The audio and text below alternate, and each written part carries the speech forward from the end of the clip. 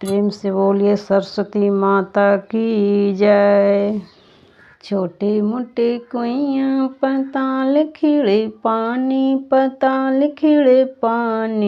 जेही चढ़ी सरस्वती मैया भरथिन पानी जेही चढ़ी सरस्वती मैया भरथिन पानी जेही चढ़ी।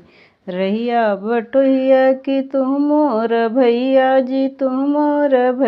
जी पीला जी भैया हमार भरल पानी पीला जी भैया हमार भरल पानी। हमें कैसे पियो तुहार भरल पानी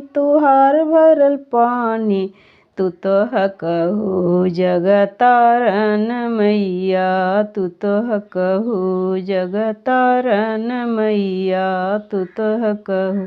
छोटे मोटे कुइयाँ पताल खिड़े पानी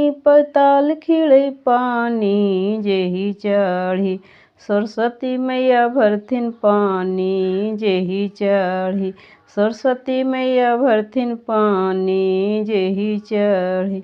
रहिया बटोहिया कि तुम मोर भैया से पीला जी भैया हमार भरल पानी पीला जी भैया हमार भरल पानी। हमें कैसे पियो तुहार भरल पानी तू तो हकहू जगतारन मैया तू तो हकहू जगतारन मैया तू तो हकहू। सरस्वती माता की जय। मेरा वीडियो अच्छा लगा तो चैनल को ज़रूर से ज़रूर सब्सक्राइब कीजिए।